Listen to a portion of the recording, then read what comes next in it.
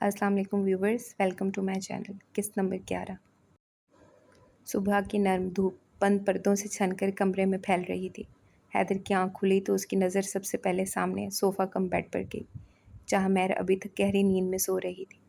कमरे में एक पुरसकून सी खामोशी थी और सुबह का वक्त बहुत नर्म महसूस हो रहा था। हैदर बिस्तर पर नीम दराज हालत में कुछ देर उसे देखता रहा। रात की थकन के बाद महर के चेहरे पर अजीब सा सुकून था, जैसे वो कई दिनों बाद बेफिक्र सोई हो। हैदर ने आहिस्ता से तकिए के साथ टेक बदली, मगर उसकी नज़रें फिर भी महर से नहीं हटीं। कुछ देर बाद वो बिस्तर से उठा और बहुत आहिस्तगी से सोफ़ा कम बेड की तरफ बढ़ा, ताकि उसकी नींद ख़राब ना हो। महर के बालों की एक लट रुखसार पर आ गई थी और नाइट गाउन का गला नींद में एक तरफ हल्का सा सरक गया था।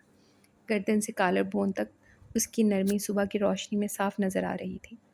हैदर की नज़रें एक लम्हे के लिए वहीं ठहर गई, फिर उसने फ़ौरन खुद को संभाल कर नज़रें दूसरी तरफ कर लीं। उसके चेहरे पर एक दबी हुई सी मुस्कुराहट आई, जैसे वो अपने ही ख्याल पर शर्मिंदा भी हो और बेबस भी। उसने बहुत नरमी से महर के चेहरे पर आई हुई लट उंगलियों से एक तरफ कर दी। जैसे ही उसकी उंगलियां बालों से हटीं, महर की आंखें आहिस्ता से लर्जीं और फिर नीम ख्वाबदीदा नज़रों से खुलने लगी। हैदर फ़ौरन एक कदम पीछे हट गया, जैसे वो खुद को बिल्कुल मामूल पर ज़ाहिर करना चाहता हो। महर ने नींद भरी आंखों से उसे देखा और मध्यम आवाज़ में पूछा, आप जाग गए? हैदर ने अपने लहजे को आम रखते हुए जवाब दिया, हाँ अभी अभी।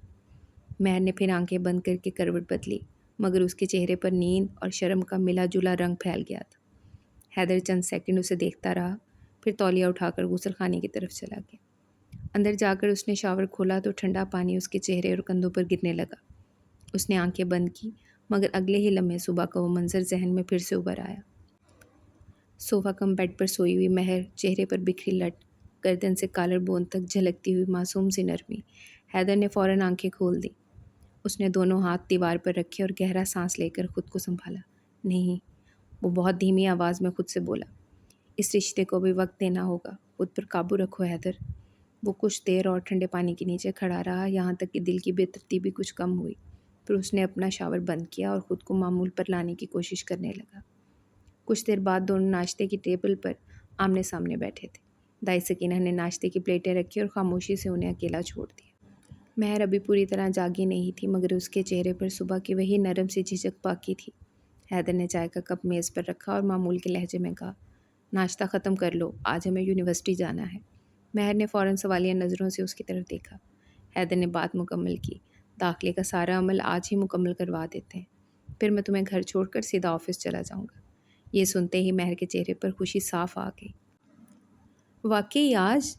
हैदर ने उसकी खुशी देखते हुए जवाब दिया, हाँ, काम टालने का कोई फ़ायदा नहीं। नाश्ता ख़त्म होते ही दोनों घर से निकल गए। कुछ देर बाद गाड़ी इस्लामाबाद की एक मारूफ निजी यूनिवर्सिटी के सामने आकर रुकी। सरसब्ज़ लॉन, जदीद इमारतें और तलबा की चहल पहल पूरे माहौल को ज़िंदा बना रही थी। हैदर और महर साथ साथ एडमिशन ऑफिस की तरफ बढ़ गए। महर कभी इमारत को देखती, कभी वहाँ मौजूद तालिब इल्मों को, और कभी अपने दिल की धड़कन को काबू करने की कोशिश करती। ज़रूरी दस्तावेज़ात जमा करवाने के बाद अमला दाखिले की कार्रवाई में मुकम्मल करने लगा। कुछ रस्मी सवालात हुए, चंद फॉर्म चेक किए गए और फिर एडमिशन ऑफिसर ने मुस्कुराते हुए कहा, मुबारक हो मिस महर, आपका MBA प्रोग्राम में दाखिला मंजूर हो गया है। नई क्लासेस अगले हफ्ते से शुरू होंगी। महर के चेहरे पर खुशी खिल गई। उसने फ़ौरन हैदर की तरफ देखा, जैसे सबसे पहले ये खबर उसी के साथ बांटना चाहती हो। हैदर के चेहरे पर बेइत्मीनान उतर आया। मुबारक हो, मैंने धीमे लहजे में कहा, शुक्रिया, ये सब आपकी वजह से मुमकिन हुआ। हैदर ने बात को ज़्यादा जज्बाती नहीं होने दिया, मगर उसकी आंखों में नरमी वाज़िया थी। कुछ देर बाद दोनों यूनिवर्सिटी से बाहर आ गए। वापसी के रास्ते पर महर ने सेमेस्टर क्लासेस और अपनी पढ़ाई के बारे में बातें करती रही, जबकि हैदर गाड़ी चलाते हुए उसकी हर बात सुनता रहा। उसे महर की आवाज़ में वो खुशी अच्छी लग रही थी जो काफ़ी अरसे बाद लौटी थी। गाड़ी घर के पोर्च में आकर रुकी तो हैदर ने इंजन बंद नहीं किया। उसने महर की तरफ देखकर कहा, आराम करना और अगर किसी चीज़ की ज़रूरत हो तो मुझे फ़ोन कर देना, शाम तक वापस आ जाऊँगा। महर ने नरम लहजे से कहा, अपना ख्याल रखिएगा। वो गाड़ी से उतर कर अंदर चली गई। हैदर एक लम्हा उसे जाता हुआ देखा और फिर गाड़ी मोड़कर सीधा दफ्तर की तरफ रवाना हो गया। महर घर के अंदर दाखिल हुई तो दाई सकीना टीवी लॉन्च में मौजूद थी। उन्होंने महर के चेहरे पर खुशी देखी तो फ़ौरन पूछा, दाखिले का क्या बना बीबी जी? महर उनके पास जाकर बैठ गई। ताई अम्मा, मेरा दाखिला हो गया है, اگلے ہفتے سے کلاسز شروع ہوں گی۔ دائی سکینہ خوش ہو کر اس کے سر پر ہاتھ رکھتے ہوئے بولی، ماشاء اللہ، اللہ آپ کو بہت کامیاب کرے، یہ تو بڑی خوشی کی بات ہے۔ میں نے انہیں یونیورسٹی کی تمام تفصیلات بتائیں، پھر اپنے کمرے میں چلی گئی۔ اس نے نئی خریدی ہوئی چیزیں الماری اور درازوں پہ ترتیب سے رکھنا شروع کر دی۔ بیگ، جوتے، کپڑے، ضروری سامان دیکھ کر اس کی خوشی دوبارہ تازہ ہو گئی۔ کئی عرصے بعد وہ اپنی زندگی کے متعلق نئے منصوبے بنا رہی تھی۔ دوسری جانب حیدر کی گاڑی کمپنی کی شاندار عمارت کے سامنے آ کر رکی۔ اس کے پیچھے آنے والی دونوں گاڑیاں بھی عمارت کے سامنے اپنی جگہ رک گئیں۔ حیدر گاڑی سے اتر کے عمارت کے اندر چلا گیا۔ اپنے دفتر میں داخل ہونے سے پہلے وہ منال کے کمرے کے دروازے پر رکا۔ منال، فہد آ گیا ہے تو اسے میرے دفتر میں بھیج دیں۔ منال نے جواب دیا، جی سر، وہ ویٹنگ ایریا میں آپ کا انتظار کر رہے ہیں۔ حیدر نے کہا، آپ بھی ساتھ آئیے۔ حیدر اپنے دفتر چلا گیا اور کچھ دیر بعد منال فہد کے ساتھ اندر آئیں۔ فہد حیدر کا خاص معاون تھا اور اہم معلومات اور معاملات براہ راست اس کو رپورٹ کرتا تھا۔ اس نے سامنے والی کرسی پر بیٹھتے ہوئے ایک فائل حیدر کی طرف بڑھا دی۔ سر، ابتدائی تحقیقات میں ایک اہم بات سامنے آئی ہے۔ حیدر نے فائل کھولتے ہوئے پوچھا، کیا؟ فہد نے جواب دیا، جس شخص کے خلاف اس وقت تمام ریکارڈ جا رہا ہے وہ اصل مجرم نہیں ہے۔ پھر اس نے بات آگے بڑھائی، اسے صرف سامنے رکھا گیا ہے تاکہ تحقیقات اس تک محدود رہیں۔ حیدر نے چند صفحات دیکھے، یعنی اصل آدمی نے اسے جان بوجھ کر ہمارے سامنے چھوڑا ہے۔ فہد نے کہا، جی سر، اور پوری منصوبہ بندی اندرونی معلومات کے بغیر ممکن نہیں تھی۔ کمپنی کے اندر کوئی شخص ان لوگوں کی ضرور مدد کر رہا ہے، لیکن منصوبہ اتنا مضبوط ہے کہ فوری طور پر اصل شخص تک پہنچنا آسان نہیں ہوگا۔ حیدر نے فائل میز پر رکھ دی۔ جو آدمی سامنے ہے اسے ابھی معلوم نہیں ہونا چاہیے کہ ہمیں حقیقت کا اندازہ ہے۔ اس پر نظر رکھو، لیکن کوئی ایسی کارروائی مت کرنا جس سے دوسرا شخص خبردار ہو جائے۔ فہد نے جواب دیا، ٹھیک ہے سر، میں تحقیقات اس طریقے سے آگے بڑھاؤں گا۔ حیدر نے کہا، مجھے ہر پیش رفت کی اطلاع براہ راست دینا، اندازوں کی بجائے مکمل ثبوت چاہیے۔ فہد نے فائل سمیٹی اور اجازت لے کر دفتر سے باہر چلا گیا۔ منال نے اپنا ٹیبلٹ کھولا اور اگلے ہفتے کا شیڈول حیدر کے سامنے رکھ دیا۔ سر، امریکہ کے کاروباری دورے کی تمام میٹنگز تقریباً کنفرم ہو چکی ہیں۔ روانگی اگلے ہفتے ہوگی اور قیام تقریباً 14 دن کا رہے گا۔ میں بھی آپ کے ساتھ سفر کروں گی، اس لیے ضروری دستاویزات تیار کروا رہی ہوں۔ حیدر نے شیڈول دیکھتے ہوئے کہا، فلائٹس، میٹنگز اور ہوٹل کی بکنگ آج ہی فائنل کر دیجیے۔ روانگی سے پہلے فہد سے تحقیقات کی مکمل پیش رفت بھی لے لیں گے۔ میری غیر موجودگی میں یہاں کے معاملات کسی قابل اور پراعتماد شخص کو ذمہ داری دینا ہوگی۔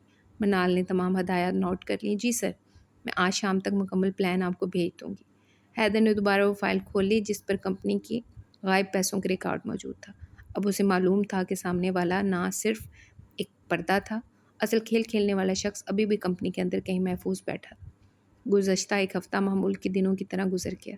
حیدر صبح دفتر جاتا، شام کو واپس آ جاتا، جبکہ مہر اپنی یونیورسٹی کی تیاریوں میں مصروف رہتی۔ کبھی وہ بیگ ترتیب دیتی، کبھی نوٹ بک دیکھتی، کبھی کپڑے الگ رکھتی، مگر ہر مصروفیت کے پیچھے حیدر کے جانے کا خیال خاموشی سے موجود رہتا۔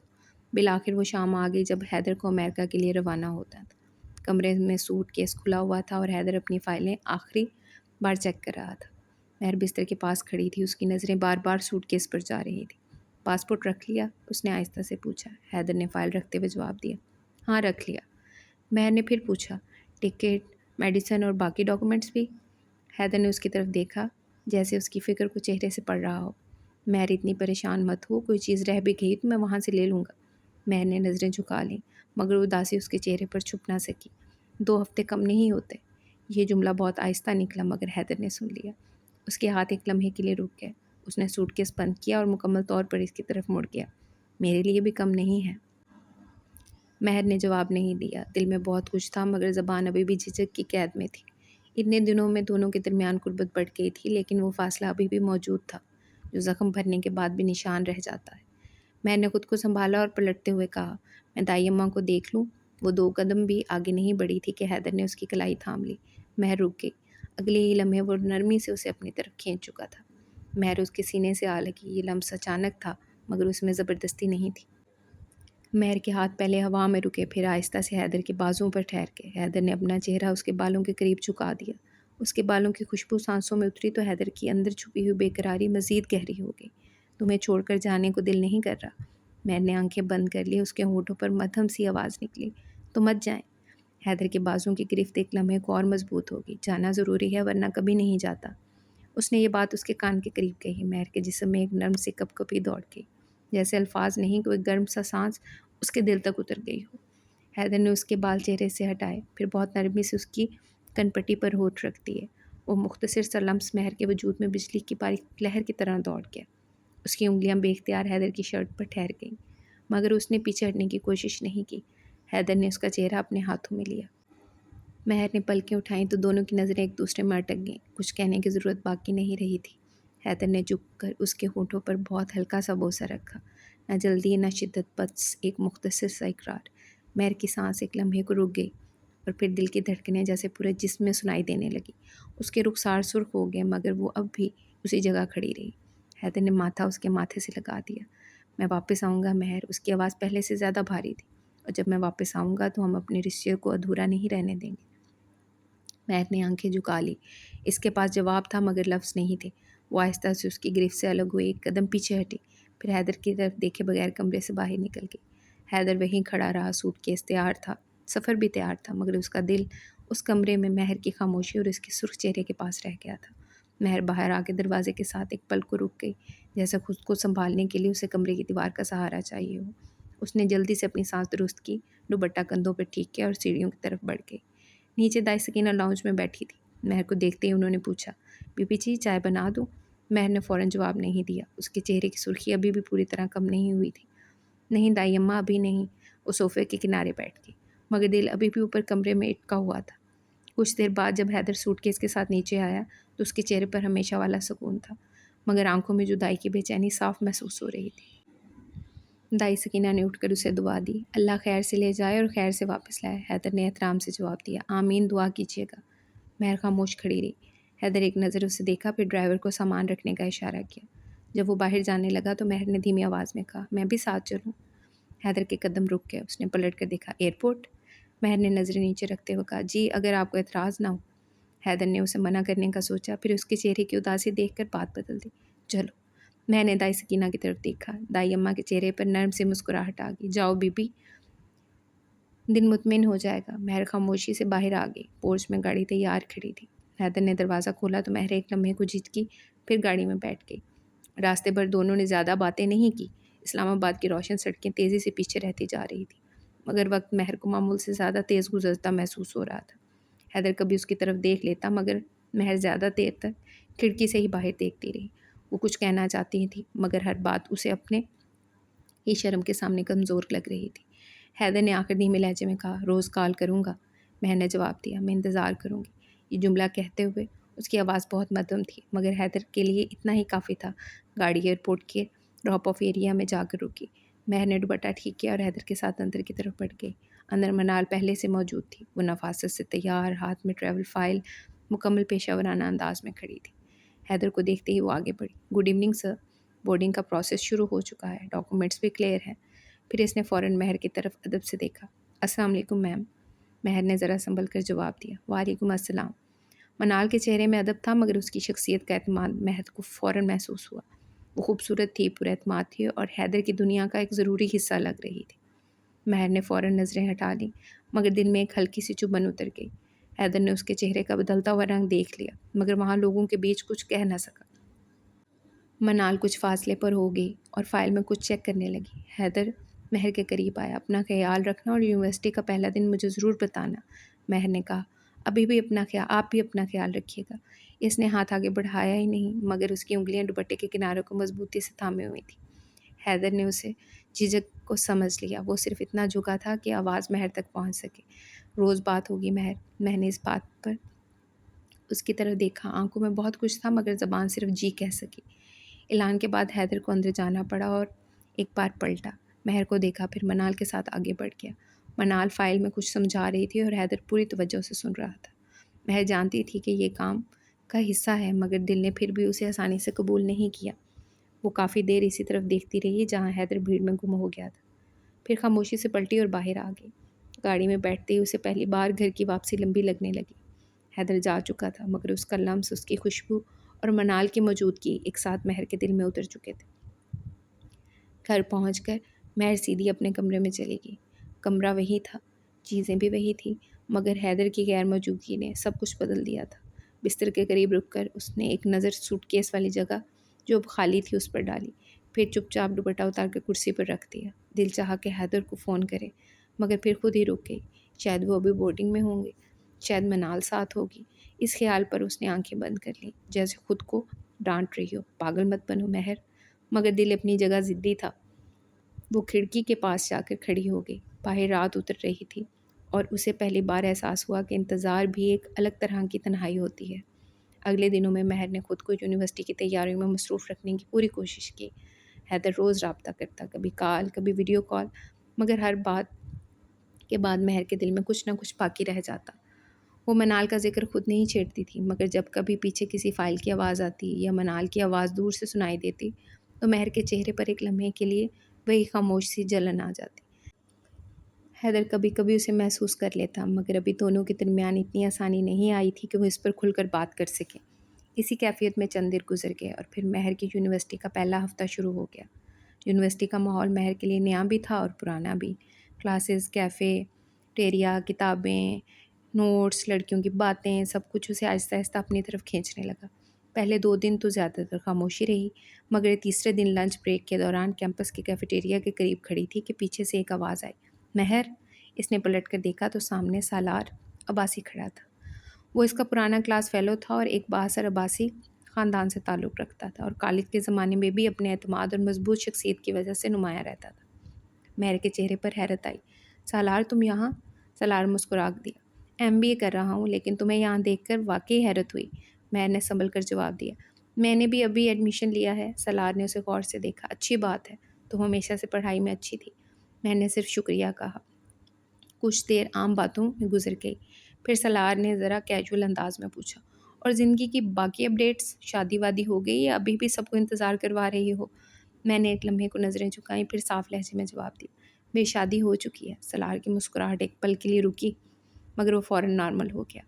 اوہ مبارک ہو، میں نے کہا شکریہ۔ سالار نے پھر پوچھا، شوہر کیا کرتے ہیں؟ میں نے مختصر جواب دیا، بزنس ہے ان کا، ابھی امریکہ گئے ہوئے ہیں تقریباً 2 ہفتوں کے لیے۔ سالار نے یہ بات غور سے سنی۔ اور تم یہاں اکیلی مینج کر رہی ہو؟ میں نے سادگی سے کہا، ہاں سب ٹھیک ہے، چیزیں پہلے سے بہتر ہیں۔ یہ جملہ سالار کے ذہن میں رک گیا۔ پہلے سے بہتر؟ اس کا مطلب تھا کہ کبھی کچھ ٹھیک نہیں تھا۔ اس نے مہر کے چہرے پر وہ احتیاط دیکھی جو خوشگوار شادیوں میں کم ہی ہوتی ہے۔ مہر نے بات ختم کرنے کے انداز میں کہا، میری کلاس کا وقت ہو رہا ہے۔ سالار فوراً راستے سے ہٹ گیا، مگر اس کی نظروں میں ایک نئی دلچسپی آ چکی تھی۔ پھر ملتے ہیں۔ شور۔ مہر نے صرف ایک ہلکا سا سر ہلایا اور آگے بڑھ گئی۔ سالار اسے جاتے ہوئے دیکھتا رہا۔ حیدر ملک سے باہر تھا، مہر کے لہجے میں مکمل سکون نہیں تھا اور ان کے رشتے کی بنیاد بھی مضبوط نہیں لگ رہی تھی۔ سالار نے اسی لمحے کچھ کہا نہیں، مگر دل میں ایک خاموش سا خیال ضرور جاگ گیا، شاید ابھی دیر نہیں ہوئی تھی، شاید اس کہانی میں اس کے لیے بھی کوئی جگہ بن سکتی تھی۔